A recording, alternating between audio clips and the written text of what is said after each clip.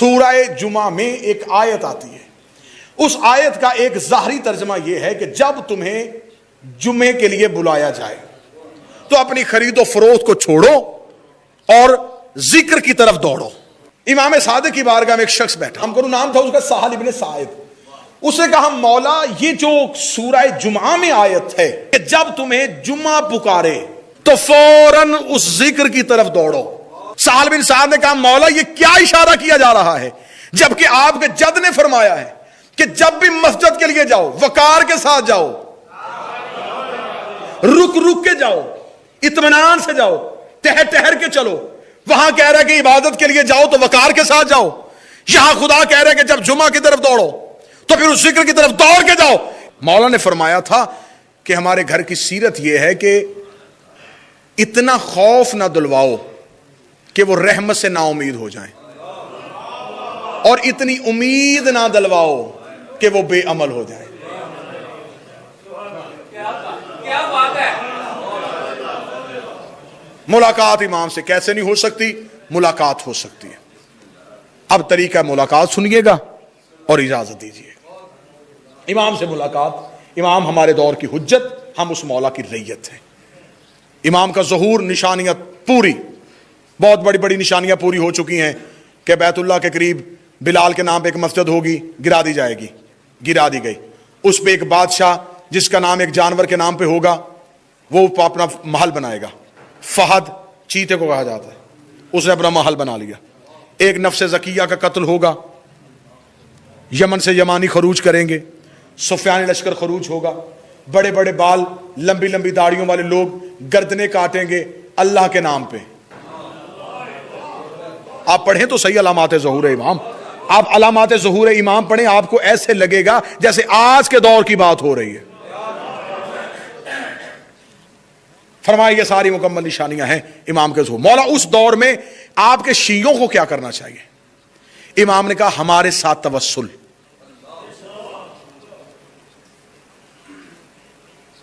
امام سے ملاقات کی خواہش. مولا آپ کے ناصر ہونے کے لیے, آپ کا سپاہی بننے کے لیے سب سے زیادہ ضروری کیا ہے؟ امام نے فرمایا سب سے زیادہ ضروری یہ ہے امام سے ملاقات کی تمنا.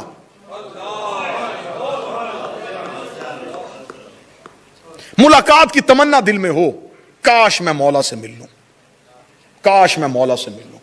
فرمایا بس وہ کاش ذہن میں لے کے آئے, ہم مل لیں گے. لیکن وہ کاش لے کے آئے. کاش ہے حسرت کا نام. حسرت امید کو پورا کر دیتی. امام نے فرمایا حسرت ہو اور پھر یقین ہو کہ میرا مولا مجھ سے ملے گا.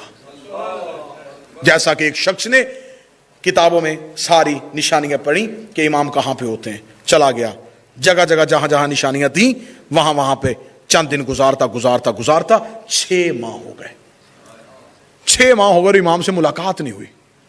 کبھی کربلا میں, کبھی بقیہ جائے, کبھی مسجد کوفہ میں بیٹھے, جگہ جگہ ہونے کے بعد جب امام سے ملاقات نہیں ہوئی تو آخر تنگ آ کے یہ سوچ کے گھر کی جانب چلا کہ اب تو بچے بھی مقروض ہو گئے ہوں گے, اب تو گھر کا چولہا بھی بند ہو گیا ہوگا, پیچھے بچے بھوک سے مر رہے ہوں گے.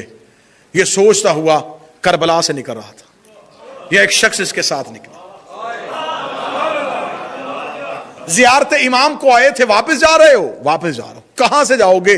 خشکی کے رستے یا فرات کے رستے؟ کہنے لگا میں بصرہ کا رہنے والا ہوں, میں خشکی کے رستے جاؤں گا. آپ کہاں سے جائیں گے؟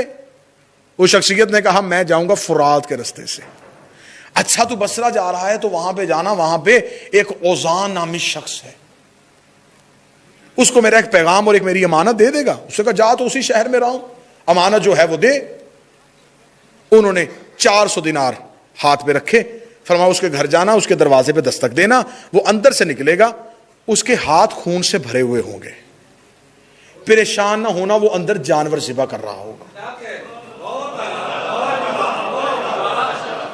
اب دیکھیں معرفت ہوتی ہے, وہ جانور ذبح کر رہا ہوگا, اسے سلام کہنا, سلام کہہ کے یہ 400 دینار اسے دینا.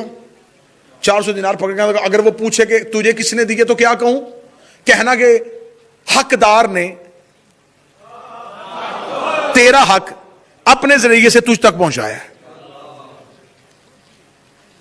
کہہ کے وہ گھوڑے پہ سوار ہو کے جانے لگے. اس نے پیچھے سے واضح کہا اگر وہ پوچھے کہ نام کیا ہے. امام نے گھوڑے سے رخ انور کو پیچھے کہہ دینا کہ ناہیہ مقدس.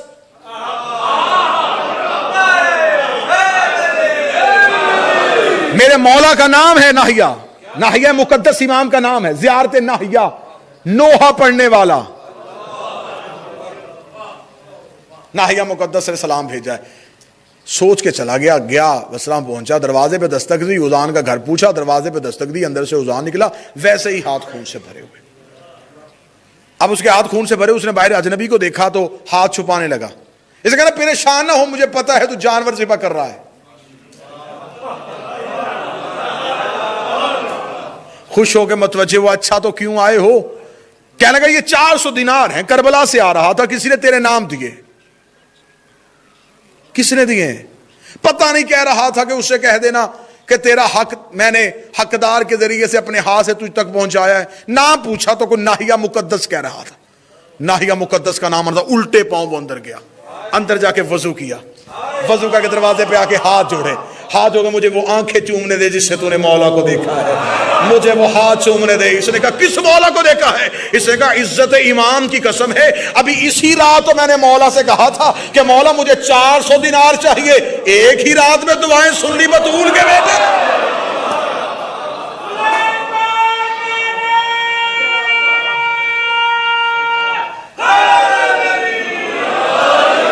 تڑپ گیا گھر جا کے. کر گیا جا کے مولا 6 مہینے ہو گئے مجھے شہر شہر کی گلیوں میں پھرتے ہوئے. مولا بتا کے کیوں نہیں آئے؟ روتا ہوا بستر پہ سو گیا. یا ناہیہ مقدس کا ہاتھ اس کے سر پہ آیا. امام نے بیدار کیا. لبیک یا حجت کہہ کے اٹھا. امام نے فرمایا اسے گھر بیٹھے کو اتنا یقین تھا کہ میں بھیجوں گا. اس نے دوسری آس نہیں رکھی. اس نے میرے علاوہ کسی سے مانگا بھی نہیں. کسی اور کے دروازے پہ نہیں گیا کہ اگر مولا نہ بھیجے تو تو دے دینا. اسے پتا تھا کہ میں بھیجوں گا. اور تو 6 مہینے میں کسی ایک شہر میں رکا ہی نہیں. تو مجھے دنوں میں تلاش کرتا رہا. امام نے کہا میں ملاقات کرتا ہوں معرفت کے مطابق. کوئی مجھے کتنا سوچتا ہے.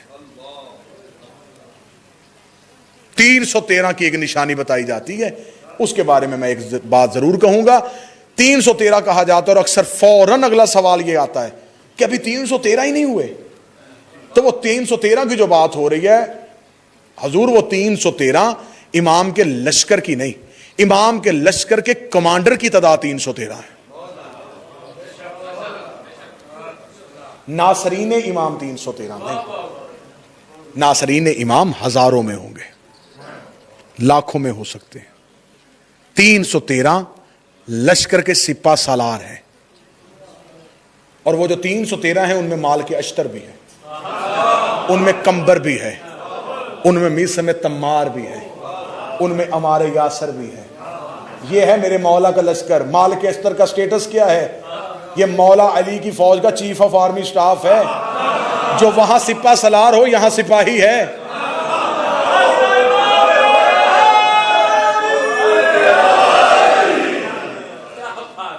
تین 313 امام کے کمانڈر ہوں گے. ان 313 جو امام کے سپہ سالار ہیں ان میں 50 تعداد ہے خواتین کی. ان کی نشانی کتابوں میں یہ لکھی ہے کہ وہ عورتیں, ان کے حوصلے پہاڑ سے زیادہ سخت ہوں گے. وہ امام کے لشکر میں شامل ہوں گی. اب پوری ممبر کی ذمہ داری کے ساتھ جتنا میں نے اپنی معرفت کے مطابق اس مولا کی معرفت کے لیے جتنے بھی ذخائر حاصل کرنے کی کوشش کی ہے, ان میں ایک روایت تواتر کے ساتھ نقل ہوئی ہے. امام نے فرمایا, کیونکہ میں اس ٹائم سرزمین برطانیہ میں آپ سے مخاطب ہوں تو یہ جملہ میں کہنا ضرور چاہوں گا کہ میں نے خود اپنی آنکھوں سے روایت کو پڑھا کہ امام نے فرمایا کہ ایک جماعت میری نصرت کے لیے وہاں سے آئے گی جو مغرب کی تہذیب میں پلے ہوئے ہوں گے. اور عارفین نے اس کی نشانی بیان کی ہے کہ یہ یورپ میں مقیم امام حسین کے عزادار اور محبین ہیں جن کی طرف امام نے اشارہ کیا ہے، تاکہ وہ ایک لمحے کے لیے بھی یہ نہ سوچیں کہ اگر ہم اسلامی ملک میں نہیں تو شاید ہم مولا کی لشکر میں شامل نہیں ہیں۔ امام نے اپنی نشانیوں میں سے ایک نشانی کو یہاں بیان کر دیا۔ اب امام کی طرف بلایا جائے گا، اب ہم نے امام کی طرف جانا کیسے ہے؟ وقت بہت زیادہ ہو گیا، لیکن مجھے 5 یا 7 منٹ کی اور مہلت دیں گے تاکہ میں اپنے بات سا کہوں۔ زمانے میں ظاہر ہوں گے نشانیاں، تفصیلات کا وقت نہیں، کون کون سی نشانی جو پوری ہو چکی۔ امام آئیں گے، اذان ہوگی، امام کے آتے ہی سائنس کا پہیہ رک جائے گا۔ یہ سائنس کی ساری ترقیاں دم توڑ دیں گے۔ پیچھے سے زیادہ وولٹیج آ جائیں تو آگے لائٹ جل جاتی ہے۔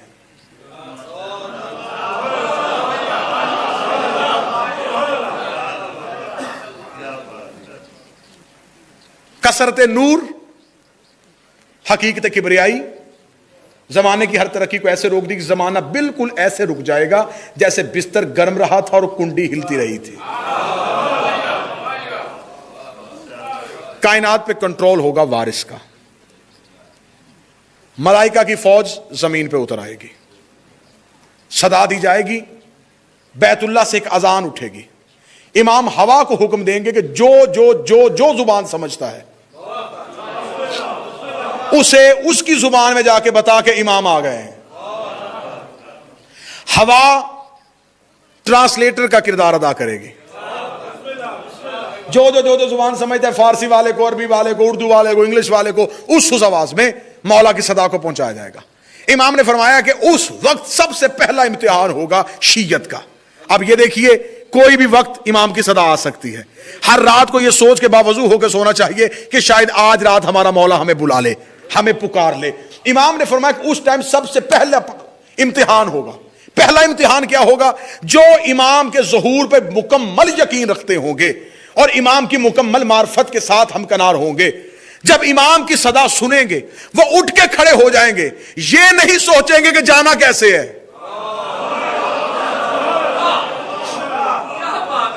سرکار جب خطبہ دیا جاتا ہے تو خطبے میں جب امام کا نام آتا ہے، تمام معصومین کے نام پہ آپ بیٹھے رہتے ہیں، جب امام کا نام آتا ہے تو کھڑے ہو جاتے ہیں۔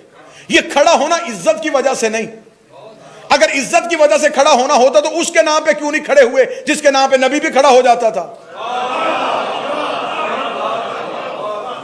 پھر ہر نام پہ کھڑا ہونا چاہیے تھا نا۔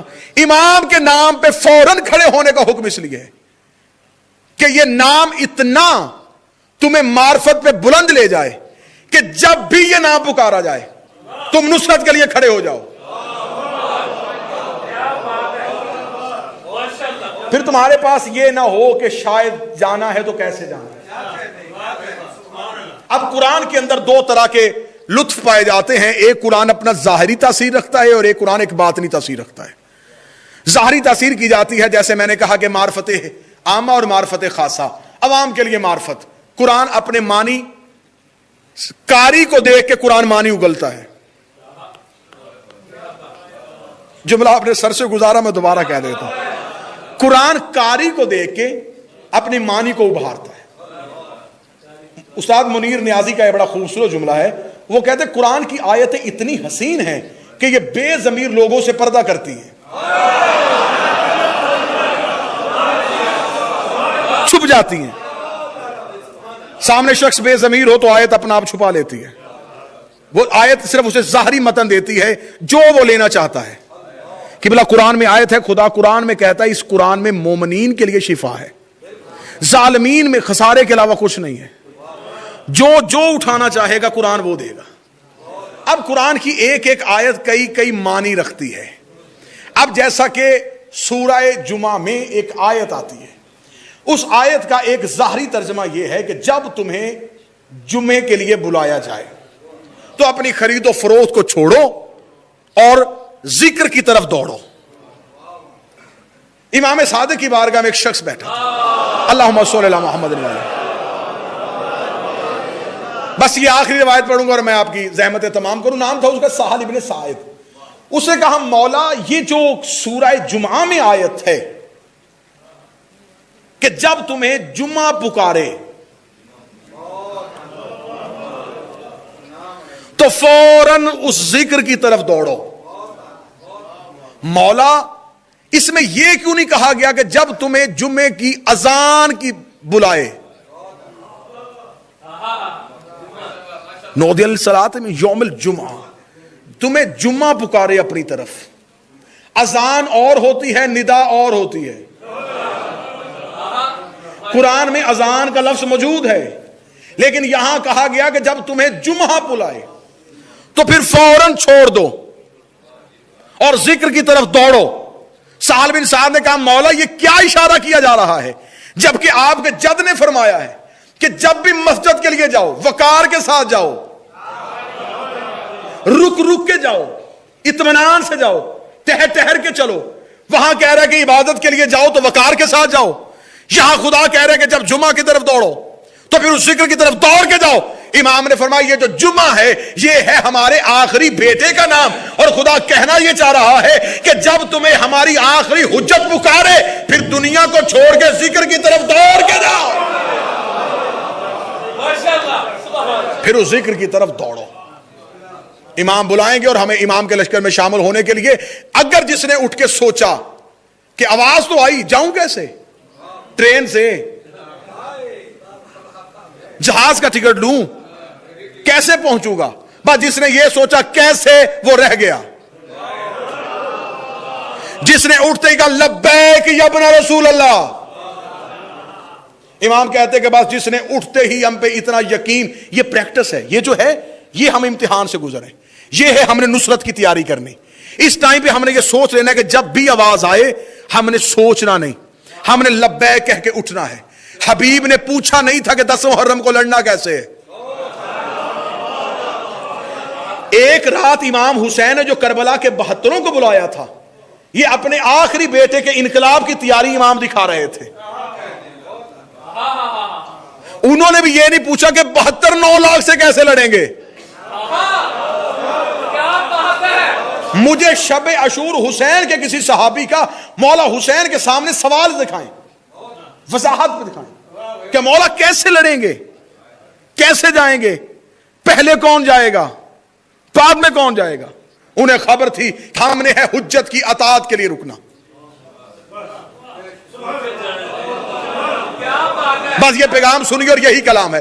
امام فرماتے یہ ہے ہمارے شیعہ کی سب سے بڑی، میرے ناصر کی سب سے بڑی نشانی.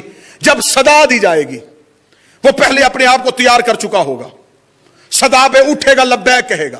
مولا کہتے اس کے لبیک کہنے کی دیر ہے، میں ہوا کو اس کا مسخر کروں گا. مجھے عزت آل محمد کی قسم، مجھے زمانے کے فتوے روک رہے ہیں، ورنہ میں امام کے ناصروں کی وہ علامات دکھاؤں کہ بنی اسرائیل کے نبیوں کے پاس وہ موجے نہیں جو امام کے سپاہیوں کے پاس موجے ہوں گے، کہ وہ کس کس چیز پہ قدرت رکھیں گے، کتنے قادر ہو جائیں گے. امام فرماتے صرف وہ لبیک کہہ کے اٹھے گا، لبیک کہہ کے اٹھنا ہوگا. ہوا جبریل کی طرح اپنا دوش اس کے قدموں پہ رکھے گی. اس کا پہلا قدم صحن میں ہوگا، دوسرا فضا میں ہوگا، تیسرا بیت اللہ میں ہوگا. پہنچ گیا. اب وہاں پہنچ گیا، امتحان ختم، لشکر میں شامل نہیں. اگلے امتحان اور زیادہ باریک ہے. اب اگلا امتحان کیا ہوگا؟ امام فرماتے ہیں کہ امام سب سے پہلا جو کام کریں گے انتقام، کیونکہ یہ منتقم اللہ، اللہ کا انتقام لینے والا. حسین کا انتقام نہیں، اللہ کا، کیونکہ حسین ہے سار اللہ. اس نے لینا ہے اللہ کا انتقام، اللہ کا انتقام لے گا. اور معصوم فرماتے کہ انتقام شروع ہوگا مدینہ سے.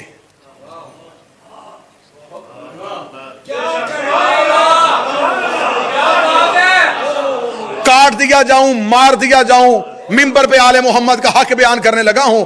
امام فرماتے ظلم بھی مدینے سے شروع ہوا تھا، انتقام بھی مدینے سے شروع ہوگا.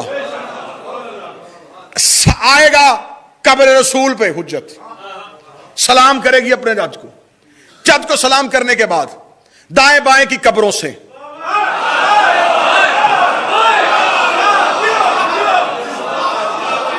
غاصبان زہرا کو نکالا جائے گا. इंतकाम शुरू हो रहा है रसूल के बेटे का, इंतकाम शुरू होगा गासिबान ज़हरा से, क्योंकि जो आया है ये वारिस ज़हरा बन के आया है। वारिस का काम होता है सबसे पहले उस मिरास का इंतकाम ले। इमाम सबसे पहले गासिबान ज़हरा को उठाएंगे। अब है शियों का इम्तिहान, शियों का इम्तिहान सुनने लगो जो नासरीन इमाम होंगे। दूसरा सबसे बरीक इम्तिहान, इमाम उन्हें कब्रों से निकालेंगे, निकाल के उनके सर के बालों के साथ उन्हें एक दरख्त के साथ लटकाया जाएगा। वो दरख्त होगा सूखा हुआ, उनकी लाशें जब लटकेंगी वो दरख्त सरसब्ज़ व शदाब हो जाएगा। उसकी टहनियां अपने पत्तों को बाहर निकालना शुरू कर देंगी, पत्ते अपनी कलियों और फूलों को निकालेंगे, शगुफे खिल जाएंगे। इमाम की सदा पे लब्बैक कहने वालों में चंद दिल में सोचेंगे हम तो बुरा कहते थे, अभी ये दिल में सोचेंगे ये तलवार गर्दन पे आ जाएगी कि यहां भी आके अभी सोच ही रहे हो।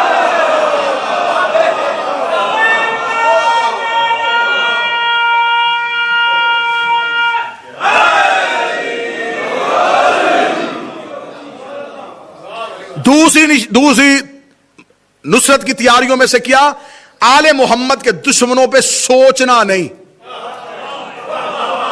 इनमें नहीं सोचना। लानत करते हुए ये नहीं कहना साहिब हमारे लानत करने से क्या होता है, हो सकता है।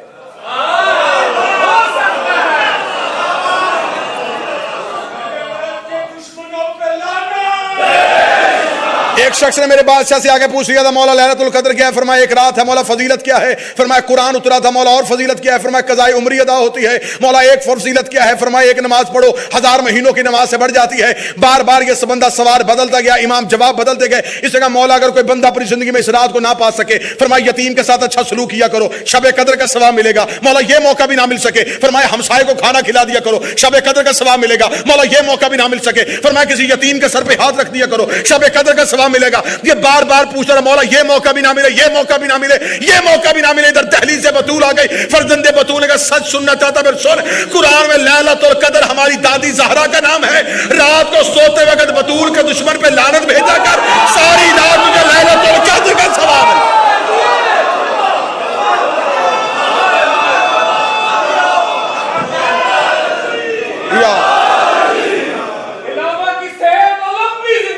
आप जी अल्लाहुम्मा सल्ली अला मुहम्मद।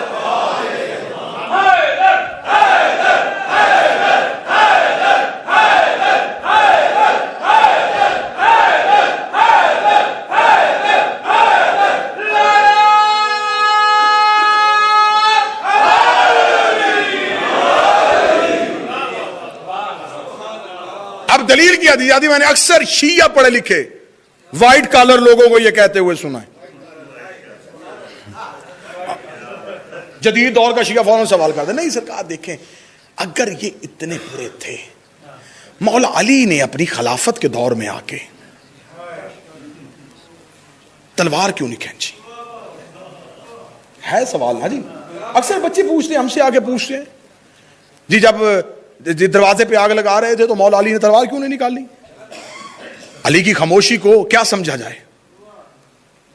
जब तुमने बिस्तर मोहम्मद पे सोता हुआ अली देखा था और तुमने कुरान की आयत भी उतरते हुए देखी थी कि अब ये मेरी रजाओं का मालिक है, तो तुम्हें समझ जाना चाहिए था कि अब इसकी अपनी रजा कोई नहीं।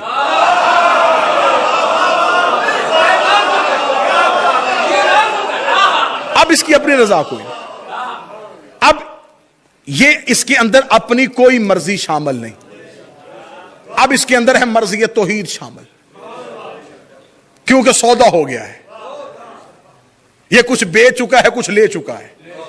अब रजाए तौहीद है इसके अंदर। अब जब तुमने रजाए तौहीद का मालिक मान लिया, अब सर पे कुरान रख के बताओ फिरौन को रिज़्क कौन देता था? नमरूद को जिंदगी किसने दी थी? शद्दाद को बादशाह किसने बनाया था? अगर ताकत के होते हुए फिरौन, नमरूद, शद्दाद, हमान, करून को खुदा छोड़ दे, उसकी रबूबियत में कोई फर्क नहीं आता। अगर 2-3 मुनकरों को अली छोड़ दे तो अली की इमामत में भी कोई फर्क नहीं आता।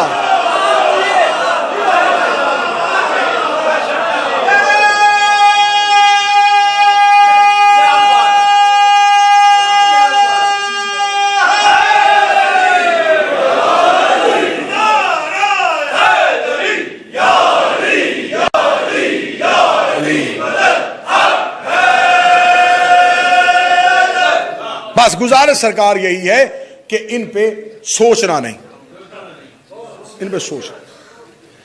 واللہ با حسین یہ ہمارے ذہنی سورس ہی نہیں کہ ہم انہیں سوچ سکیں۔ یہ جو نام دیے ہیں یہ بھی ہمارے تسکین قلب کے لیے انہوں نے دے دیے ہیں۔ قبلہ میں صحیح کہہ رہا ہوں سر، یہ ہمارے دل کے سکون کے لیے ہمیں دے دیے ہیں کہ یہ نام یہ ہے، یہ ہیں، یہ ہیں۔ ورنہ میں ہر مجلس میں ہر پروگرام میں کہتا ہوں میم نہ تھی تو یہ محمد تھے، عین نہ تھی تو یہ علی تھے۔ یہ سب ایسے یہ کہہ دینا، میں تو اس سے بھی آگے کی کسی منزل پہ جا کے سوچ رہا ہوں اور اپنے معرفت کے پرندے کو دیکھ رہا ہوں، نور سے بھی آگے ہے۔ میں دلیل دے دیتا ہوں، میرے پاس میں دلیل ممبر پہ بغیر دلیل کے گفتگو کو میں آتی نہیں۔ سرکار نور سے آگے ہیں۔ اگر نور ہی انہیں سمجھا جائے گا، پھر جبریل بھی نور ہے، یہ رک گیا تھا۔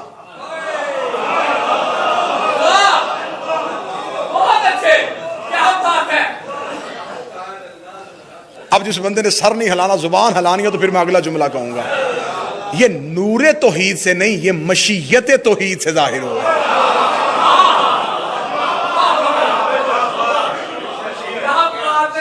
یہ ہے اللہ کا ارادہ۔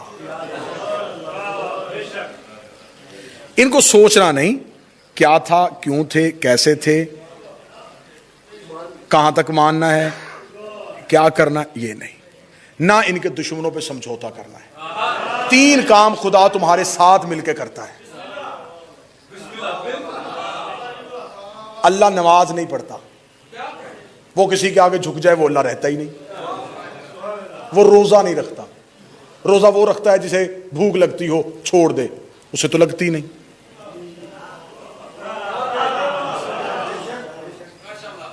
وہ اٹھ کے عبادت نہیں کرتا، اٹھتا وہ ہے جو سوتا ہو، اسے اونگ ہی نہیں آتی۔ قرآن ممبر پہ لے کے آؤ، 3 کام ہے جو اللہ تمہارے ساتھ مل کے کرتا ہے۔ ان اللہ و ملائکۃ یصلون علی النبی، ایک وہ تمہارے ساتھ مل کے درود پڑھتا ہے، ایک وہ تمہارے ساتھ مل کے لعنت کرتا ہے، تیسرا کام خدا نے کہا تم بھی انتظار کر رہے ہو، میں بھی انتظار کر رہا ہوں۔ بس یہ 3 کام توحید ہم سے لینا چاہ رہی ہے، اور 3 کاموں میں توحید ہمارے ساتھ ہے۔ خدا نے کہا تم ان سے محبت کرو، میں تمہارے ساتھ ہوں۔ ان کی دوستی کا معیار یہ ہے کہ ان کا دوست ان کا نہیں ہوتا، میرا ہوتا ہے۔ ان کا دشمن ان کا نہیں ہوتا، میرا ہوتا ہے۔ ہم کسی کو بطول کا دشمن سمجھ کے برا نہیں کہتے، وہ توحید کا دشمن ہے۔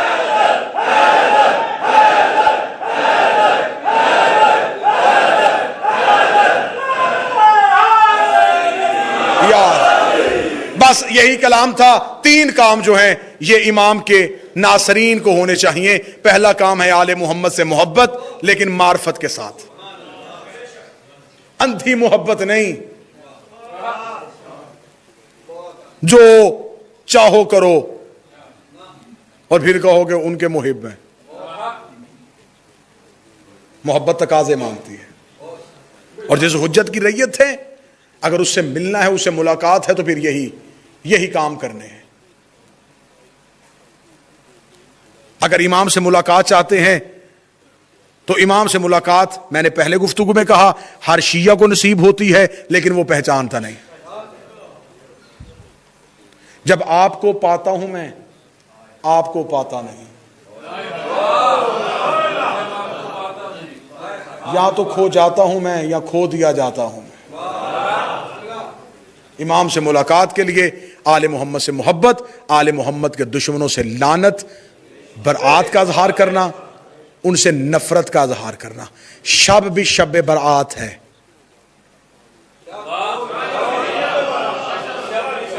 ٹھیک ہے.